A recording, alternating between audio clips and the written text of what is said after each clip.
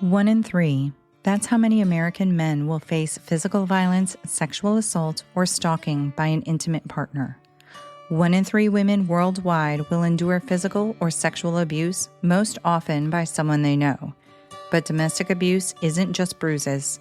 It's manipulation, it's fear, it's control that seeps into every part of your life. I'm Ingrid Dutton, and I survived it. Then I created 1 in 3 so no one else has to suffer in silence. Each week, we break that silence together. Occasionally joined by survivors, loved ones, and experts, we talk about the pain, yes, but also about the healing, resilience, and the fight to reclaim your life. This podcast is more than awareness, it's a lifeline. And a reminder, you are seen, you are heard, you are never alone. Search for 1 in 3 wherever you get your podcasts, because every voice matters and every story deserves to be heard.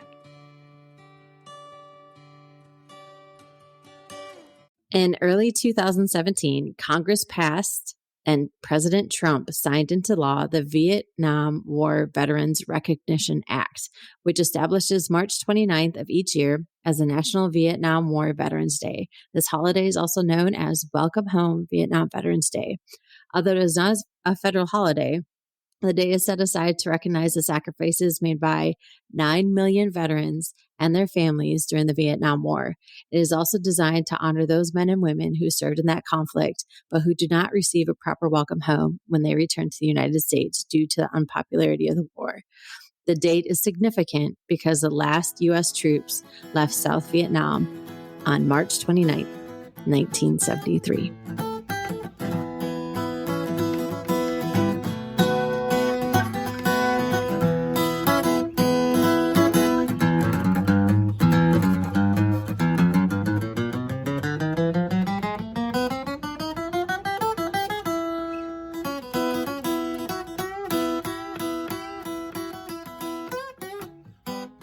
Hiya, sister. Hiya, sister. How are you? I'm good. I just almost spilled wine all over myself. Aw.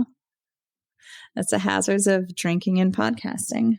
So it is, I know this is being released on the 22nd, but it is actually St. Patty's Day that we're recording. How was your St. Patrick's Day?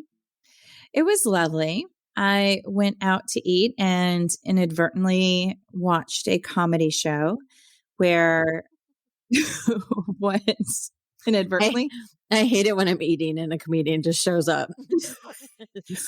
Well, I went and the choice was you can try to find a seat outside, which was really packed, or if you're here to see the comedy show, you can pay to sit inside. So, of course, I opted to sit inside and watch a comedy show. The second act, his name is Patrick Garrity. Very, very funny. Very funny. Nice. And we're going to follow him on social media. Hi, Patrick. Hi, Patrick. And he has a podcast, which I'm not going to plug yet because I need to listen to it first. Fair enough. Yeah. But next podcast, Patrick, if you're good, we'll talk about it next time. No, talk about the pressure, because if you're bad and we don't say anything, y'all know not to listen. Or just old and forgot. No.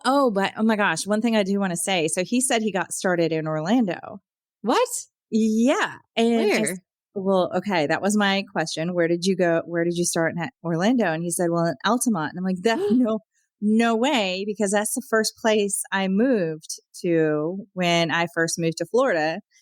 And I said, where did you perform? You're going to die. You need to have nothing in your mouth. Oh, okay. I just swallowed. The Why Not Lounge. You might not have ever gone. No, I was more of a where 436 and 434 interject kind of girl. Oh, that road. Yeah. Those were like kind of the hole in the wall bars. Yeah. Yep. So I was not really a Why Not Lounge kind of girl, but I was a young nurse who worked with older nurses, and they loved to frequent the Why Not in the hotel. Yes, the Holiday Inn. Yes, we went and we saw Grandma someone there. No, I did. No, I know who you're talking about. She was on that comedy show. Yeah, Last Comic Standing. Didn't we go But- with Marlene? Sorry for throwing your name out there. Maureen, and get Oh. it right because she does listen. Sorry. Hey, Maureen. hey, Mo bro. Was that still the Why Not though? Though?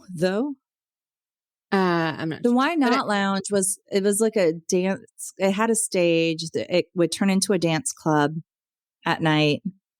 I think I've been there once. There was this little elderly fellow that had like Tiny Tim crutches. And so all the young 20-year-olds, because I fell prey to this as well, be like, oh my gosh, he's so cute. And we would dance with him and everything. And he would like toss off the crutches and become super gropey and handsy. Ugh. Yeah. Anyway, that's where he started. Okay. Isn't that fun?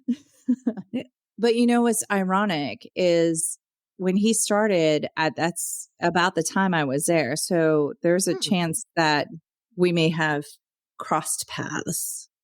The name sounds familiar, but the name also Why Not Lounge? It sounds very Irish, and so I think I know every Irish man and woman out there for some reason. I don't know. You don't. I know, not even close. All right. Anyway, welcome. By the way, welcome back to First Recording Post Cabo for us. Very. By the way, this is another situation. And I that's am Jessica. Yes, I am. And that is Ingrid. Yes, I am. And the whole point of our podcast is to tell situations that will entertain you, make you cry, make you laugh, or I don't know, fill up the background noise as you drive to work. Hopefully not turn it off. True story. We have some fun stuff for this episode. No, it's not fun. It's not. This is a rough. It's another heavy one. It is. And this is a topic that not really a lot of people want to talk about. And, you know, I love, while I may be super lame with constitutional information, Don't worry, y'all. I covered the majority of this one. Yeah. I love historical wartime stories. So Civil War stuff, I love World War II, all this stuff is just really interesting to me. Oh, I agree. And I've watched like all the movies, except I noticed when we were doing this that I've really steered clear from Vietnam movies. And I honestly don't know that I've watched any movie on Vietnam all the way through. No, you may be wrong because I'm pretty sure we watched Hamburger Hill with Dad. I never watched it. You never did? Nope. You guys talked about it and I never watched it. I wasn't there when you guys watched it. I watched parts of Good Morning Vietnam just because Robin Williams. Oh, that's a good one. But that's it. Okay. So, well, this episode is for then you too. It was for me as well. I actually had a lot of, I don't want to say fun, but I did have a lot of fun. I had a lot of fun researching this because I learned everything I did not know. And I thought I had a general understanding of the Vietnam War and why we went to war and the whole like political unrest and like the, separation of our country. I thought I understood it. Nope, did not. And so hopefully by doing this, everyone else will get a better understanding of what it was all about too. Okay. Sounds good. I'm buckled up, ready to listen. Oh, goodness.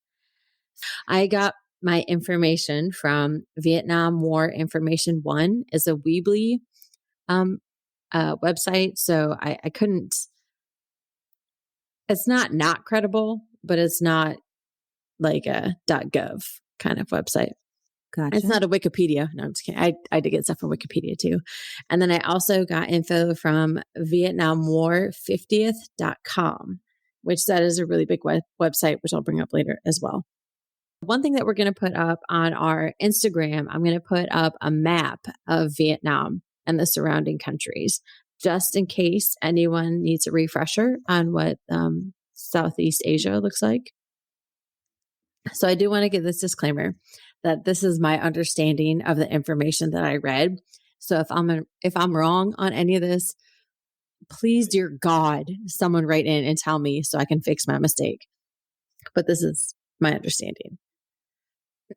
Okay, so just a little info about Vietnam. It covers, it's a pretty small area. It has a population of 96 million, 15th most popular country. So where it lays, and like I said, we'll post a picture of a map. So it borders China's to the north, Laos and Cambodia are to the west, and it shares maritime borders with Thailand through the Gulf of Thailand and the Philippines, Indonesia, and Malaysia through the South China Sea. Its capital is Hanoi, and its largest city is Ho Chi Minh City. And I'm pretty sure I'm going to butcher the names, but I'm trying. In 1887 is when the French decided to try to take over Vietnam and to colonialize it.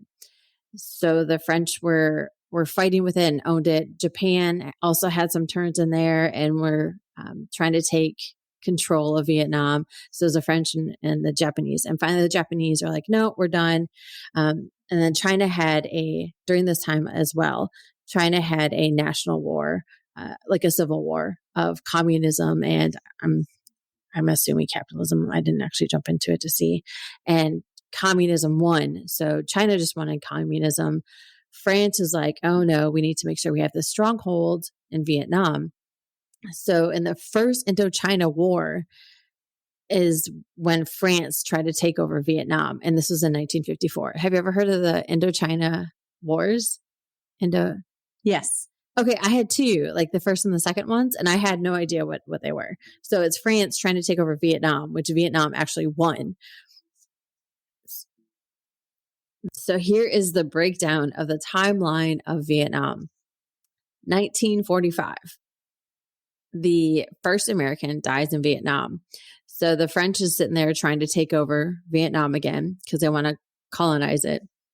And the Office of Strategic Services, the OSS, was actually recovering POWs from World War II in Indonesia. So that's why they were there. But they also were on some discreet stuff and they parachuted down to try to do some like propaganda and stop the spread of communism that way. Well, we had a Lieutenant Colonel, Peter Dewey, who was actually killed. And they said that he was the first American military member that was killed in Vietnam. In 1946, the French and the Vietnamese are still fighting. Okay, so finally, the French are like, you know what? We're losing this battle with Vietnam. We'll try to strike an agreement with them. So they got a former emperor, Bao Dai, to create a agreement. And while this agreement was made, China and the Soviets offer military aid, like money and weapons and everything to the North Vietnamese to try to fight against the French. And so the US, to try to fight communism and to support France, we pledged $15 million to aid the South Vietnamese because Vietnam was now separated between North and South on I think it was the 17th parallel of communist belief, non-communist belief. When did that happen? Was it like around the same time where like the North started identifying more with China and communism? I'm actually it was around like 1947. Okay. So that's when that started. 1953, France. So, I did not know this part either, that Laos and Cambodia were actually considered part of the Vietnam War too, because they were so close and there was stuff going on there too. And so in 1953, France gives Laos full independence. Well, right after that, the Viet Minh, which is much of the north, the northern part, like the communist part of Vietnam, go into Laos. So French is like, I'm out. And then the communist North Vietnam are like, okay, I'm in Laos. Like, I'm going to take over now that France is gone. Like, totally. It's crazy. The demarcation line is the 17th parallel. So then Vietnam in 1954 is actually officially separated at the 17th parallel. 1955. So quickly, was one considered breaking away from the other, or it just was like a mutual split? Like within the Civil War of the United States, how like the Union wanted to break away.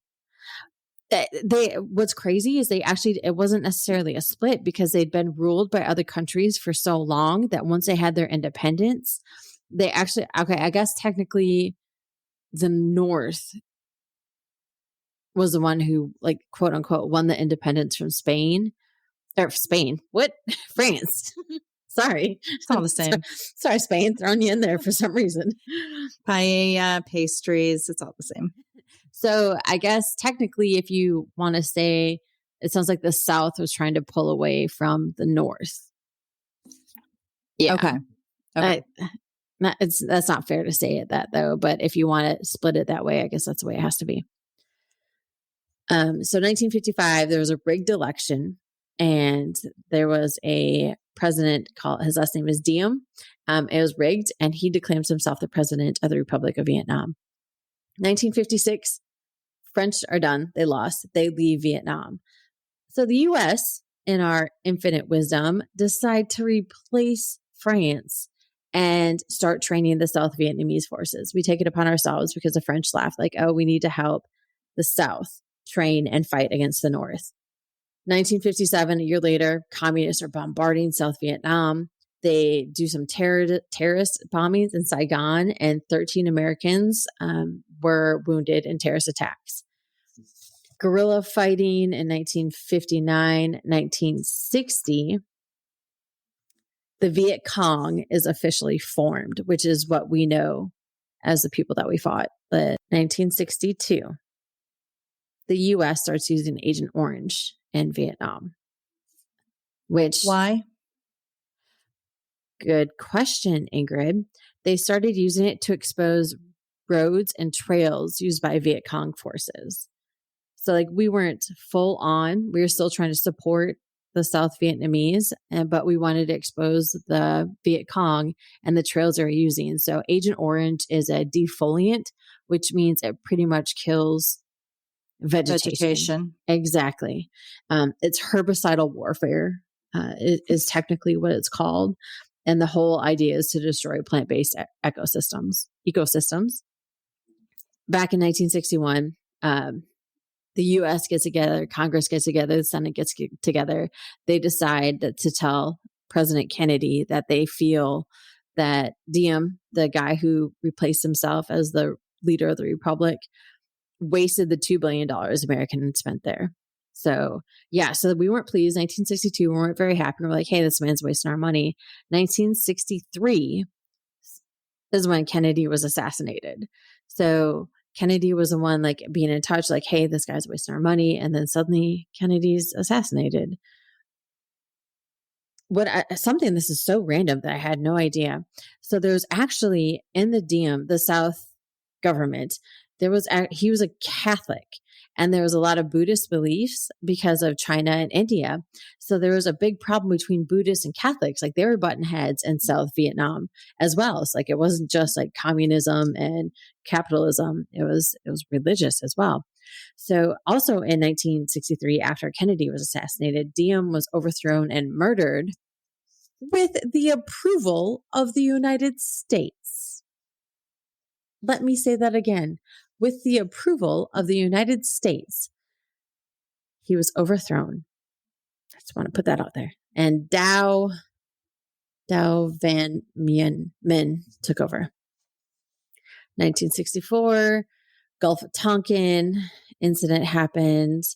Also in 1964, LBJ. Who's LBJ? Lyndon B. Johnson. Okay. Yes. Making sure you're paying attention. I thought that was a trick question. I was like, oh dear God, what does she mean by that? No. I don't know which number. LBJ is elected in a landslide over Goldwater, Republican Barry Goldwater of Arizona. And a lot of his campaign was focused on a de-escalation of the U.S.'s involvement in Vietnam, which Barry Goldwater wanted to be more aggressive. So this was in 1964. Vietnam ended in 1973. And in 1964, LBJ, his political package was, hey, we're going to pull out of Vietnam. 1964. Just going to reiterate that again. Never trust a politician. Never trust a politician. 1965. Oh, I actually skipped over a part. Maybe I didn't yet. Did I talk about the domino theory yet? No. Maybe it's coming up. This one blew my mind.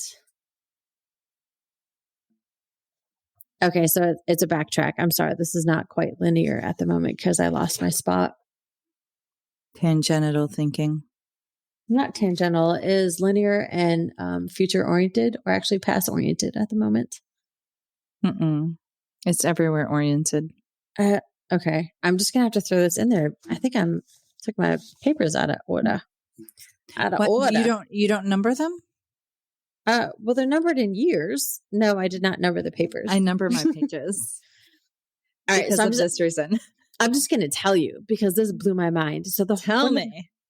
One of the whole reasons why we wanted to get involved was because of this domino theory. And it was back when Eisenhower was president. So this actually does go way back from when Eisenhower was president.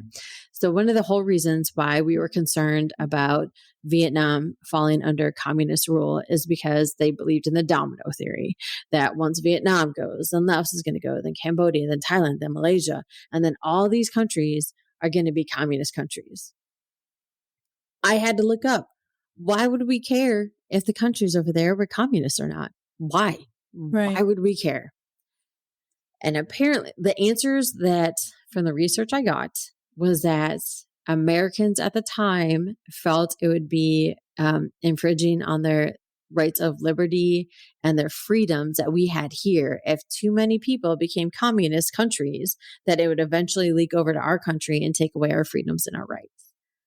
Oh, I'm saying I'm not going to share my opinion until the end, but I was like, what? That's all about me. Right. Domino theory, like a country way across the other side of the Pacific. A tiny country. Right. And we care about how they live, like have their economic system is, like as long as carrying on. So domino theory. Oh, blew my freaking mind. All right. Every time you say blow your mind, I think of Gwen Stefani's Let Me Blow Your Mind. I don't recall how that goes. I'm not going to sing it. Carry on. I needed to take a drink, actually. So I needed you to fill in for a sec. No. Mm-hmm. All right. Y'all can hear me drink. 1965, Rolling Thunder was deployed, which was a bunch of bombs. Air raids. I'm sorry, not just bombs, a bunch of air raids. And I'm so sorry. I don't mean to do a disservice to all of the battles that were fought in Vietnam, just for the sake of trying to keep it concise. I'm just going to barely touch on some of those, but a lot of big stuff happened. Like Ai Drang, the valley, like that was a big war. So there's a lot of stuff that happened in between now and then. 1966 was the first time B-52 bombs flew over Vietnam. And all this time, like a bunch of bad battles happening. 1967, Martin Luther speaks out against the war. So that's when it starts happening back home, where we're starting to protest against it. And actually, one of the things I found, they talk about Wisconsin. Dow recruiters were, the University of Wisconsin students demanded that corporate recruiters for Dow Chemicals who made napalm would not be allowed on campus. So this is when college students started getting involved. The Secretary of Defense, Robert McNamara, said that the bombing was ineffective. And he actually later wrote a book and wrote his opinion and said that we should have never been in Vietnam. After a couple of years, he wrote an autobiography. 1968 is when the Tet Offensive happened. We technically, from a military standpoint, won, but it actually was not a psychological win for us.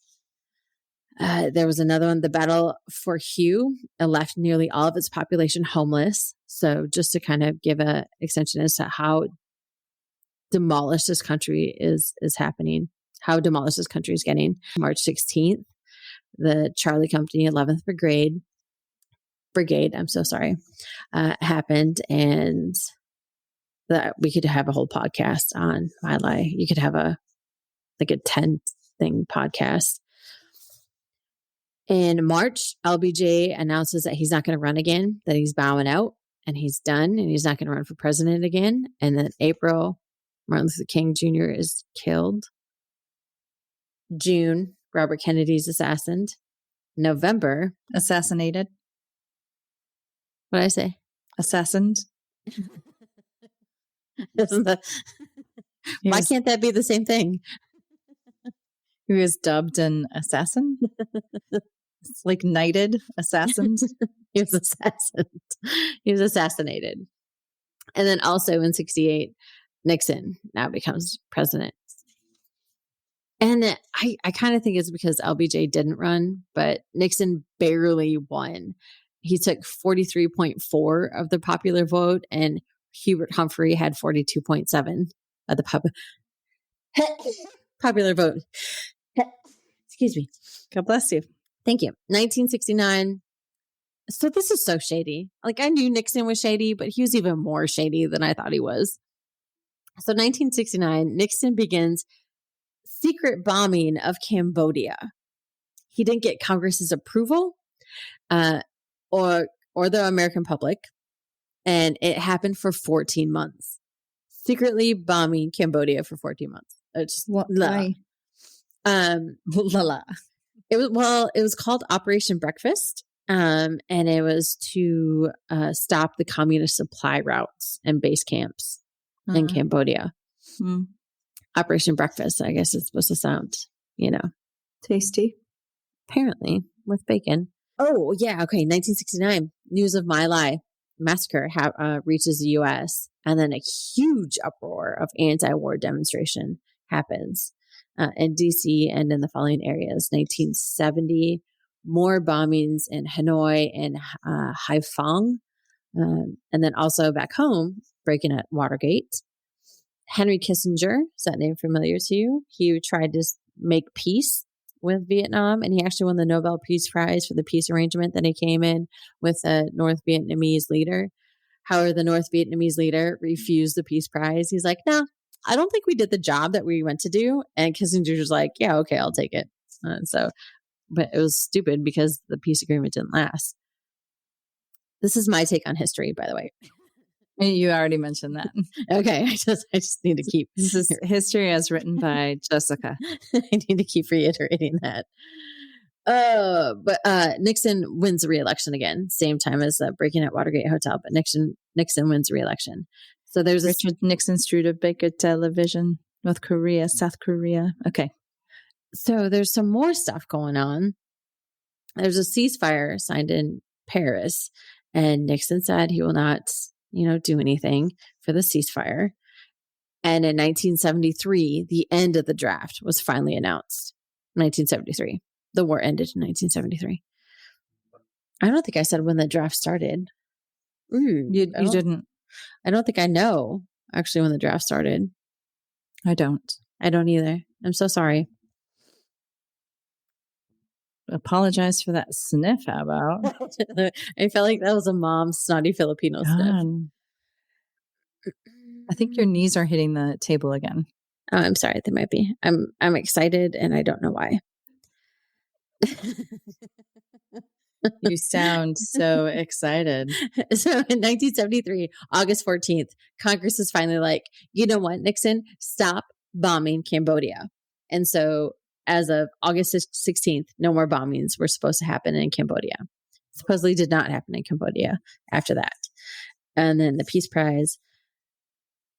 So also in 1974, as I mentioned in the opening, March 29th, all of the Vietnam soldiers supposedly were evacuated from March 29th, except for the MIAs. I would assume POWs. I don't think we got all of our POWs up by 1973. 1975. So the U.S. did some, I can't remember the name of the acts. I'm so sorry. I have it written down on a different piece. We had a treaty not a treaty. We had an act that said we pulled out in 1973. We're like, we're done with this. And then when that happened, we signed a trade embargo. It had a different name, like a military something act, that decided that we are no longer going to give support to South Vietnam. And when North Vietnam heard that, they're like, oh, game on.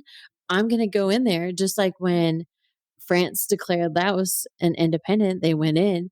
So once that we passed this act or this law or whatever, like, well, now we know the U.S. is not going to do anything. So they just hit Hanoi, or they hit Saigon. Saigon fell. And right before Saigon fell, in I think it was in April of 75, who was the president? I can't remember who the president was. Whoever the president was is like, you know what? I'm going to say this conflict is over and the U.S. is out, because it was so obvious that that North Vietnam was about to take over.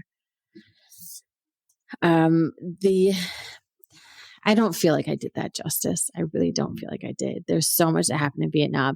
The gist of it that I want y'all to understand is that we got involved because of the domino theory, because of our fear that communism was going to infiltrate the U.S. And so we had to get involved in a civil war in a country far, far away that France had already pulled out of. And for some reason, we felt the need to stick our nose in there. And we did. 9 million veterans from that war. 6 million are still alive. So many people died. We desecrated that country. Like, the ecosystems are screwed. You're going to talk about this in a second. I'm so sorry. So I won't cover that.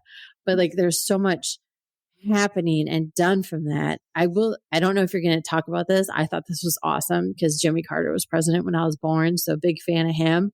But he did a unconditional pardon to 10,000 men who evaded the Vietnam War draft. I thought that was super cool.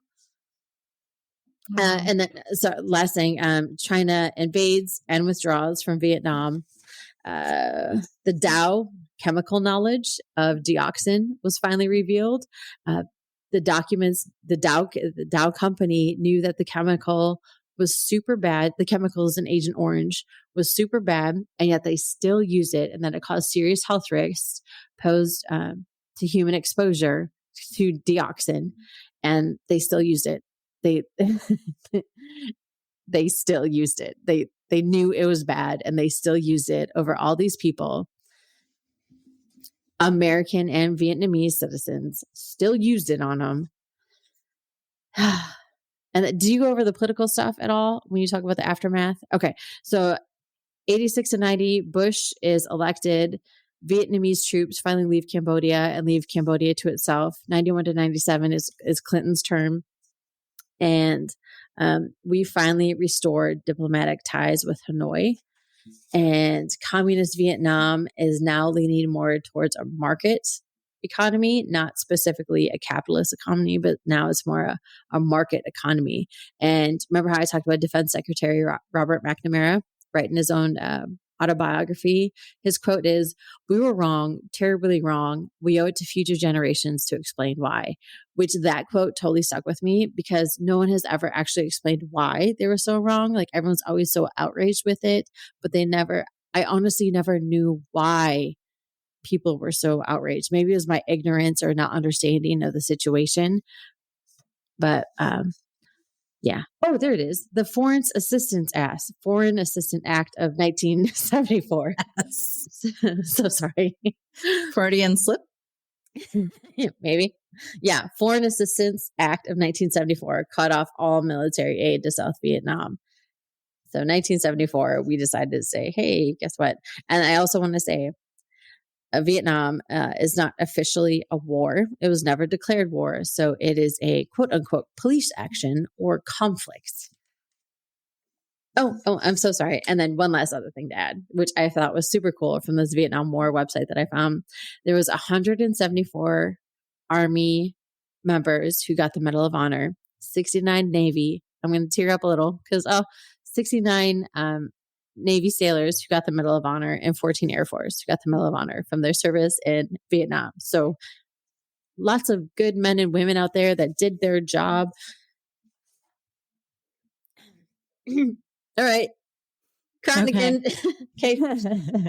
So one more time, the Vietnam War was what year to what year? Technically, I think it was 73 is when it ended. Mm-hmm. It's official. I'll have to look it up. But we didn't fully pull out until 75, you said? No. That's why March 29th, 1973 is supposed to be Vietnam Veterans Day, because that's when the last Vietnam veterans left. Okay.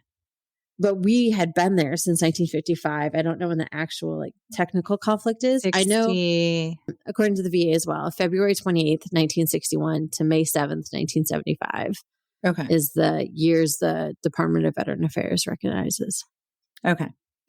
So part of this podcast, we wanted to, stay true to an actual situation. So this, of course, is an entire Vietnam, I guess, conflict, it's called, situation. Call it a war. They deserve that word. So we had the honor, I guess, to ask a Vietnam veteran a few questions who happens to be one of our uncles. And are you okay? I had to refill my wine. I'm all pumped up. Talking about this makes me pumped up.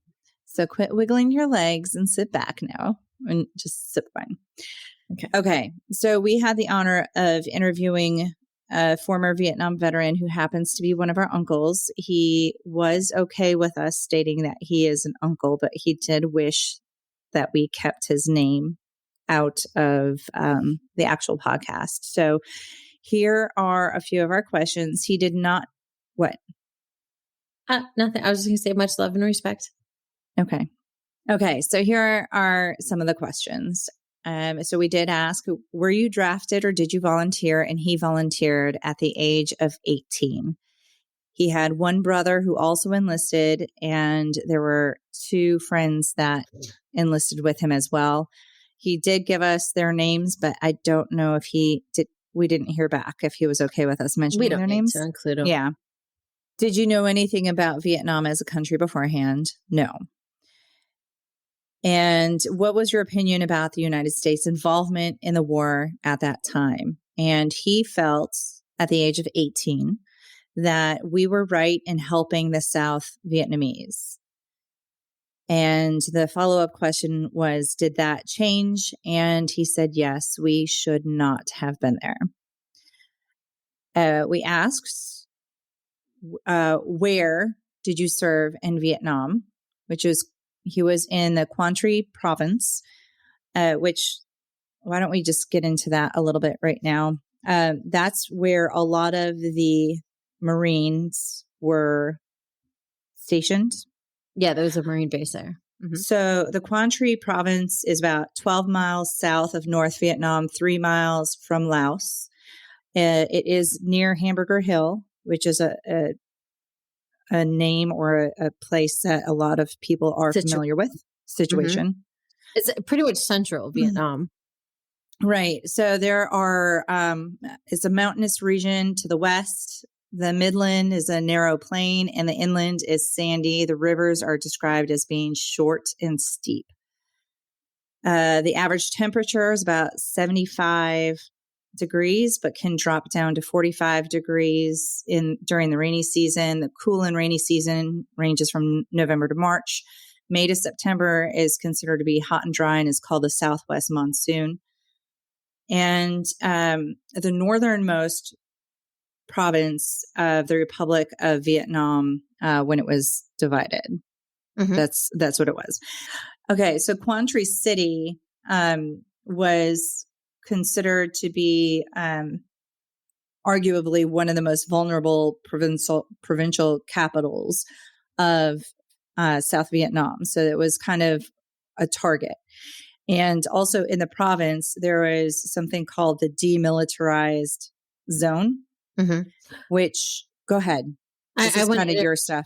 Oh, no. You're absolutely doing fine. I want to interject that the city of Quang Tri is in the Quang Tri province. So there's a province and the actual city of Quang Tri. Thank you for clarifying that, because I did say the two different things, but I didn't really say that. No. Yeah. So Yeah. I got your back, sister. Thanks. The Quang Tri province or city was the capital of the province. So this demilitarized zone, are you more familiar with it? So it's kind of an area where there was supposed to be no combats. Demilitarized. Right. Not supposed to be military. It Yeah. speaks for itself. Literally. However, from different things that I had read, it sounds like the North Vietnamese sort of took advantage of that, and they would like kind of camp out there and then sneak in some attacks. So it was really difficult for the United States military to adhere to this rule because they're being attacked by people who are in the DMZ, but we're not supposed to be fighting back. And a lot, just like a lot of Vietnam was guerrilla warfare. Like that was guerrilla warfare happening there. So how are you not supposed to respond to someone like sneak attacking you? Exactly. Exactly. So more questions with our uncle. Oh, wait. No, I'm so sorry. Let me interject on Quang Tri. Okay. So another thing that I want to include in that is that it was the site of several fierce battles, in particular the Easter Offensive of 1972.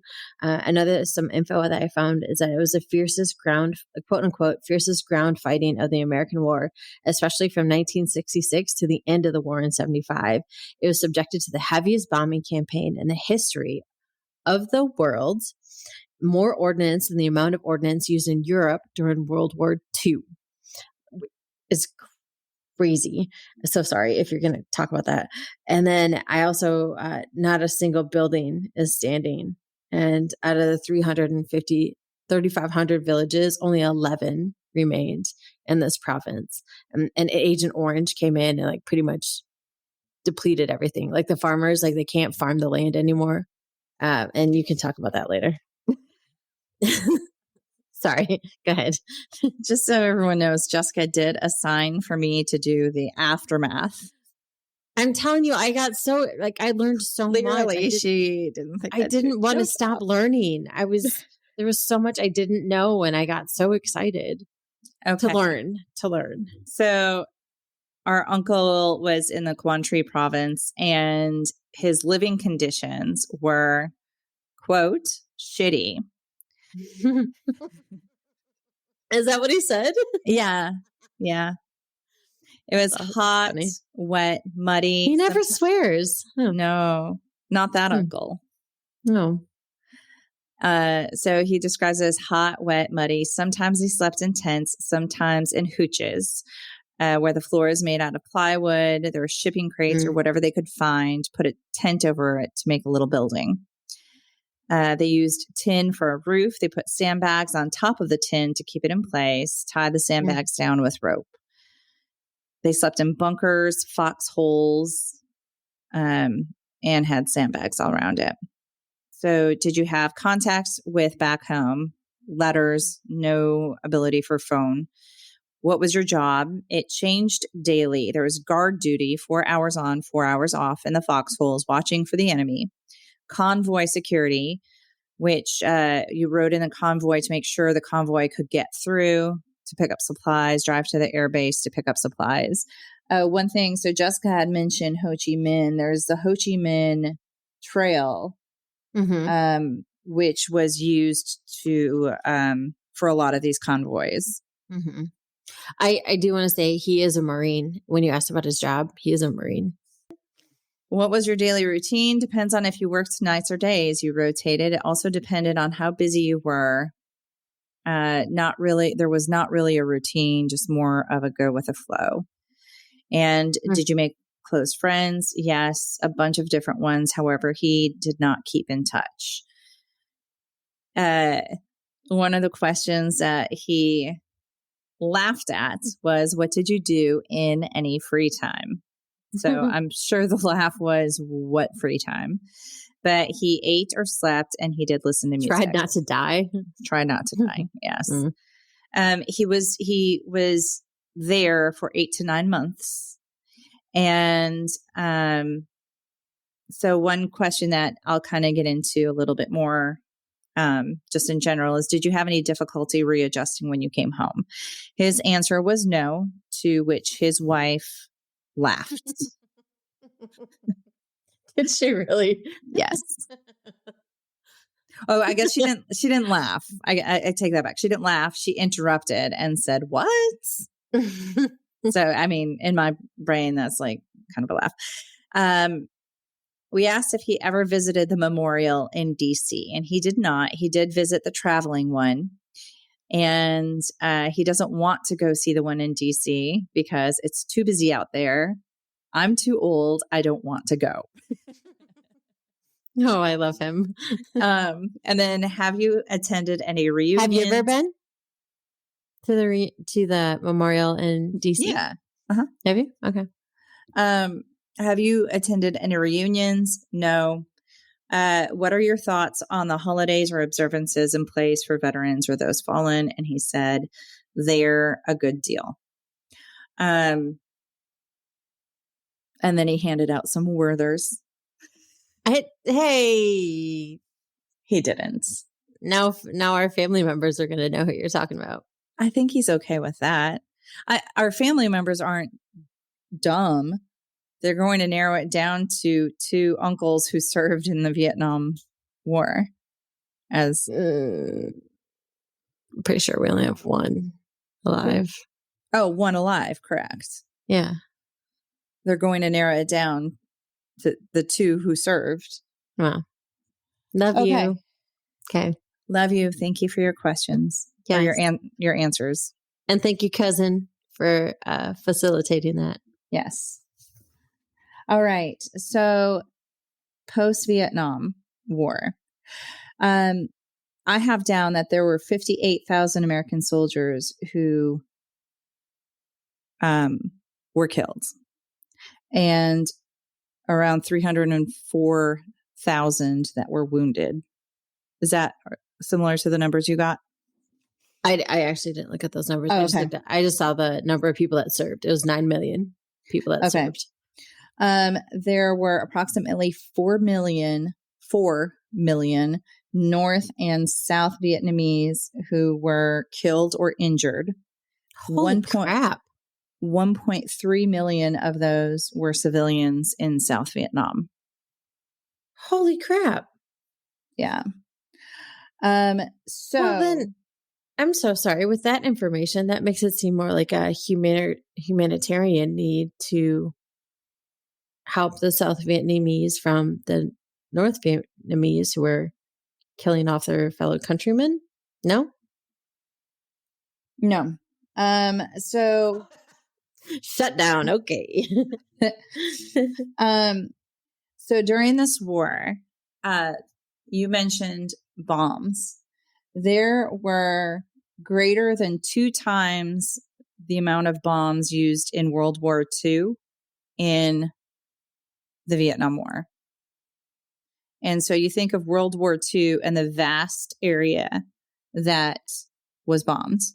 And the 391 square kilometers of Vietnam. Correct. Tiny country. Correct. Which is also 127,123 square miles, if anyone wants to. I did kilometers. Yeah, I did both. I actually knew that off the top of my head. Okay, so areas that were bombed were the countryside of South Vietnam, which 90% of South Vietnamese lived in the rural villages in the countryside. So as we were bombing all of that countryside area, those 90% of the population had to move into the urban areas and become... Which I'm sure, overloaded those systems. Correct. So by 1972, there were 800,000 orphaned children. Oh. In Saigon.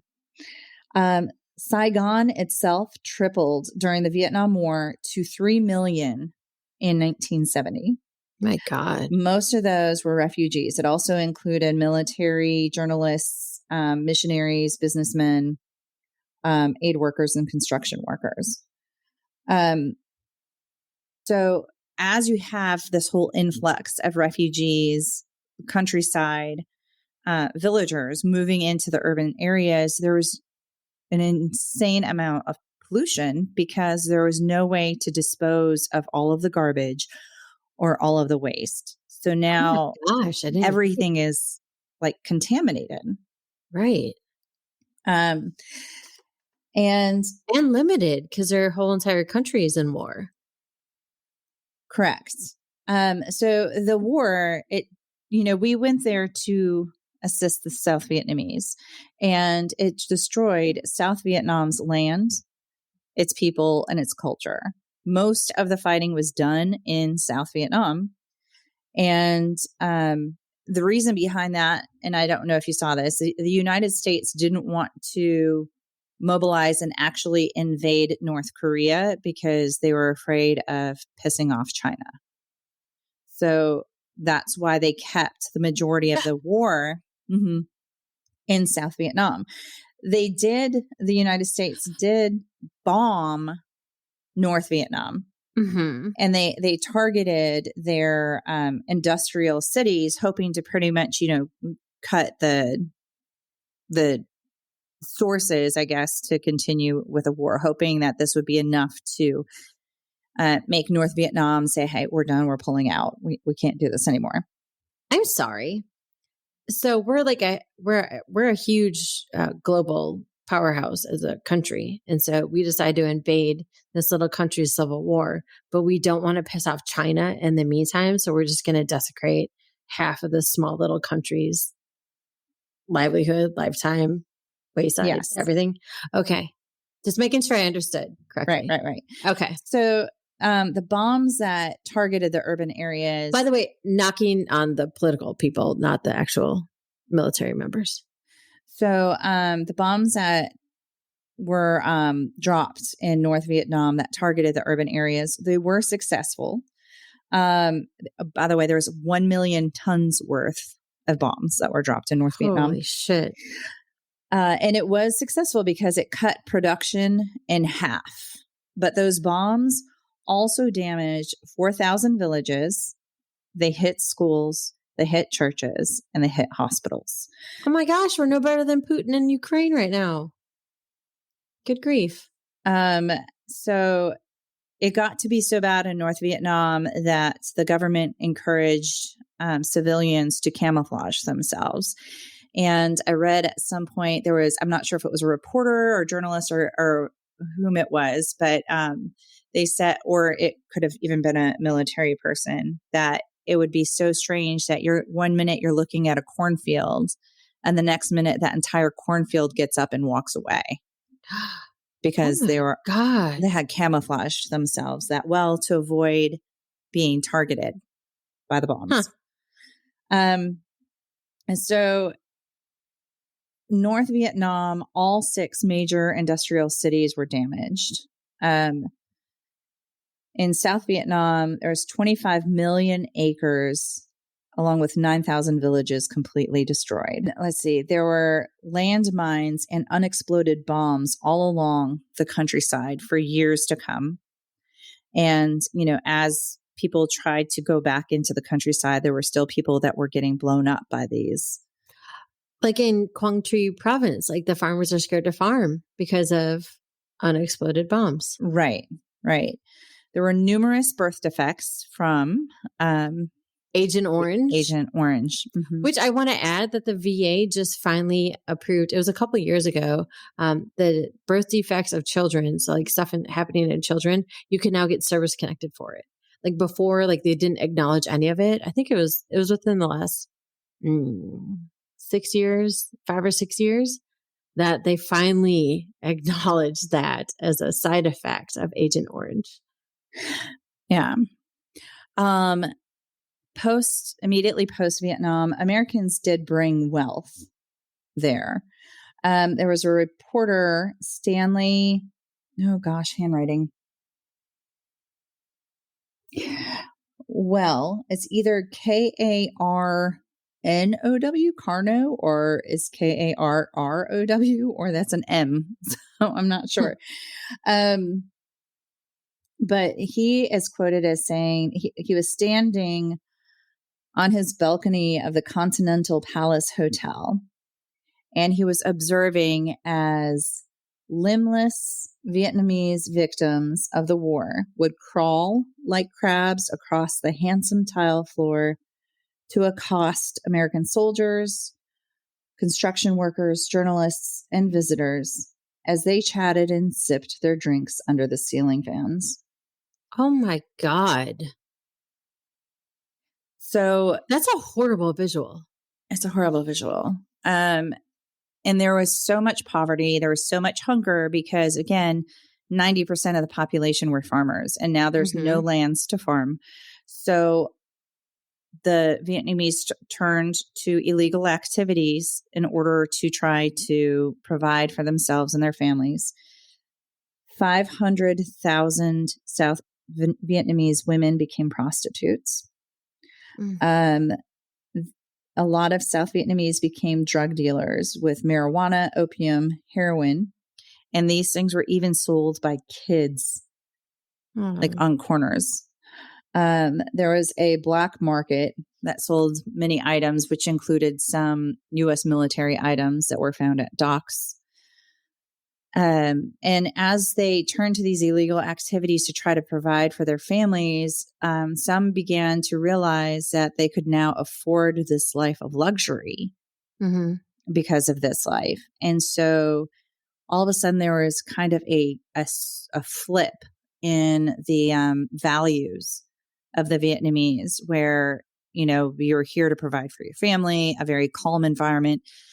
Now these illegal dealers were making more money than policemen, more money than soldiers. So, of course, that's the life that kind of became desirable. Wow. And there is James Fenton, who wrote in the Granta, which was Granta, which is a magazine. A U.S. magazine? I want to say, I think it was out of Cambridge. Okay.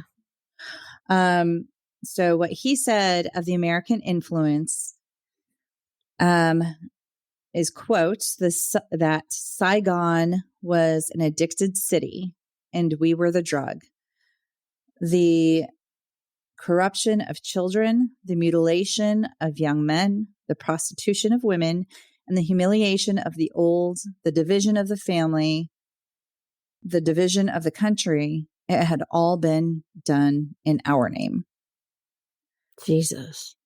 So once the U.S. evacuated Vietnam, the North, like you had mentioned, had taken Saigon, which becomes Ho Chi Minh. They joined to form the Socialist Republic of Vietnam. And at that time, the government took control of the farmlands, the businesses, and their restrictions on all of the Vietnamese. So some of the South Vietnamese welcomed this. They were over the war. They were sick of everything, and they just wanted to have some sort of government in place again. But many Vietnamese tried to flee. There were up to 50,000 per month that would get on boats to try to flee the country. And they would brave the South China Sea. Many of them would be killed because of the elements, dehydration, starvation. A lot of them would get to other countries and be turned around on their boat and sent back because, you know, the countries that surround Vietnam are not overly wealthy countries themselves. So they did not have the resources to help. Many countries took as many as they could, as many refugees. And I think you mentioned that Vietnam, post-Vietnam War, invaded Cambodia. And that annoyed China. That's when China invaded North Korea. And then also during this time, the United States and other countries were like, no, Vietnam, we don't agree with you doing this. And then they had an economic embargo. So kind of kicking them really while they were down. Mm-hmm. So today, Vietnam has recovered quite well. In 1990s, they tried to increase tourism. And I did read that most Vietnamese actually don't resent the United States, and they have moved on past, the war. Military bases have been turned into factories. There's now the Ho Chi Minh Trail was turned into the Ho Chi Minh Highway. And while it does still remain communist and there's limited, all media is controlled. I think I saw it mentioned that any internet searches of communism are like, you can't. Newspapers, magazines are censored. Some people can get satellite TV and get access to other news stations to find non-communist information. But it is now ranked 18 out of 39 countries in the Asia Pacific region as far as economic ranking. And the world rank, it's 84. The individual income tax is 35%. Corporate tax is 20%. I think you mentioned population's 92 million. The language. No, I didn't actually. Oh, you didn't? Okay. So population's 92 million. The primary language is Vietnamese. The primary religion is Buddhism. The lifespan is 73 years old for men. Men. 81 years old for women. Is that low compared to the other Asian countries? I feel like that might be lower. I think definitely lower than, Japanese. I think the Japanese may have one of the longest life expectancies. True. Overall. Okay. And the primary currency is the dong. So I think after doing this podcast, I realized why I've kind of avoided the Vietnam War, because you can romanticize World War II. I mean, look at the movie Pearl Harbor. Mm-hmm. And, it's kind of like there were these bad guys and America got to come in as the good guys and the heroes. Mm-hmm. And we got involved in a war that was not ours. And we went with the intention, good intentions, I suppose, to help the underdog, I suppose. But what we ended up doing is completely annihilating a country and destroying all of its resources just in order for it to become what we were fighting the entire time. Anyway. Not like history repeats itself. Right.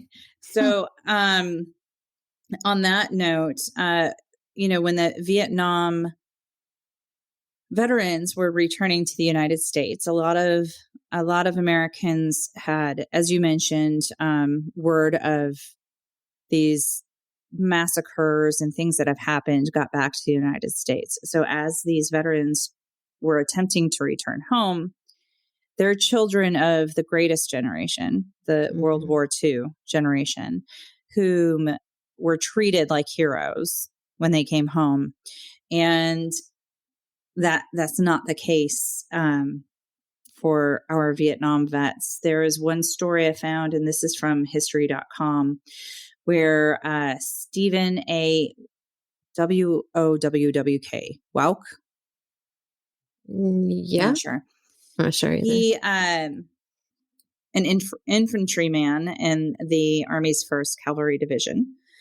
And he had been wounded twice. The second time he was wounded was a serious wound, so he was sent home.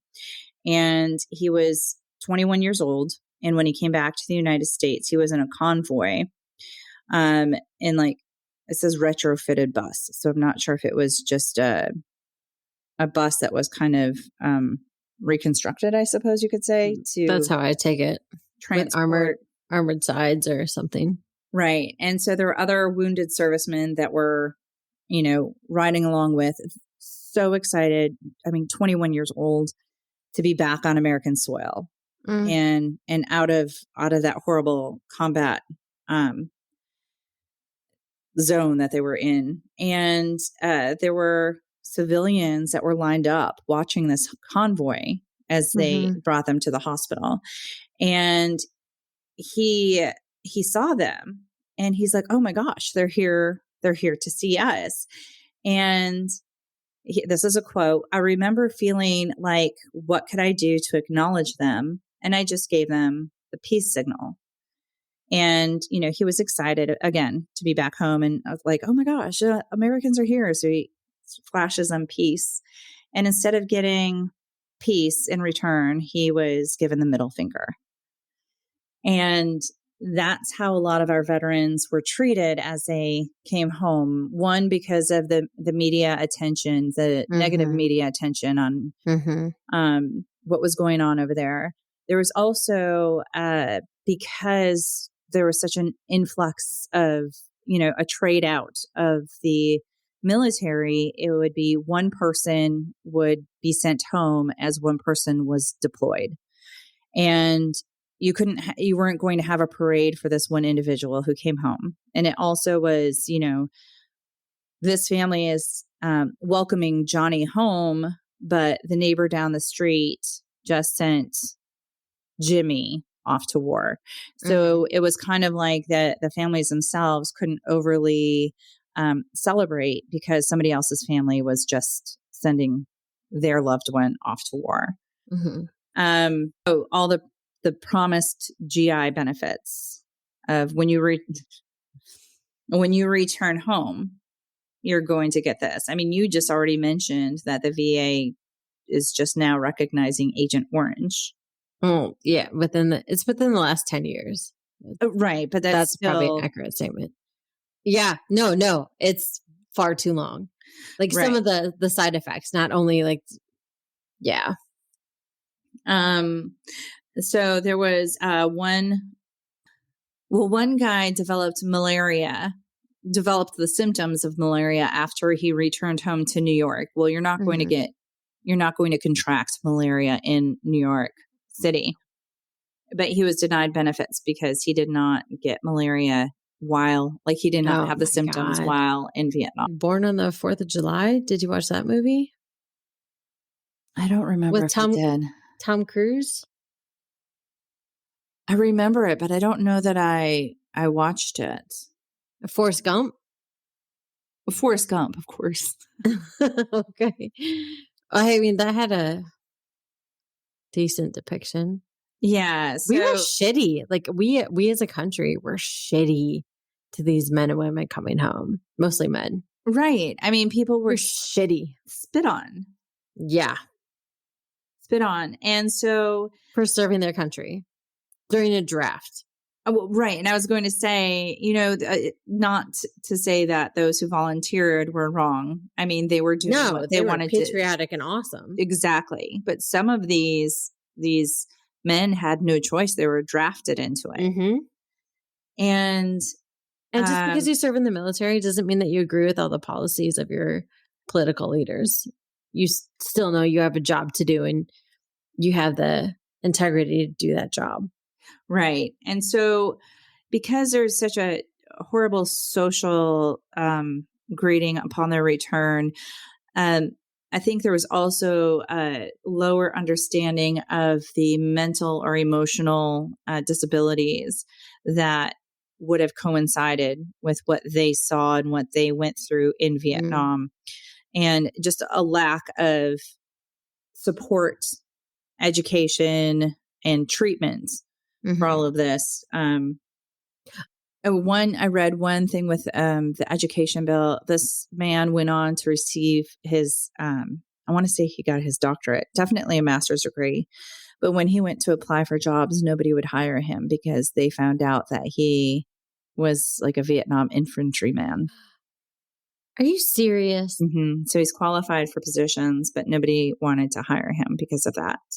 Yeah. So anyways, that is Vietnam in a nutshell. So I want to say that if you do want to go out and do something to bring awareness, to show your support or whatever, it's the Vietnam War 50th.com. It's www.vietnamwar50th.com. We'll put it in the podcast notes.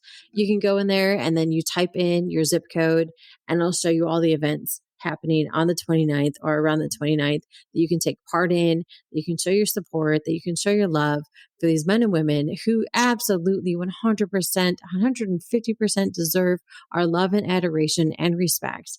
So you can do it now and go to that website and check it out. Okay. Ciao. Arrivederci. What's goodbye in Vietnamese? I don't know.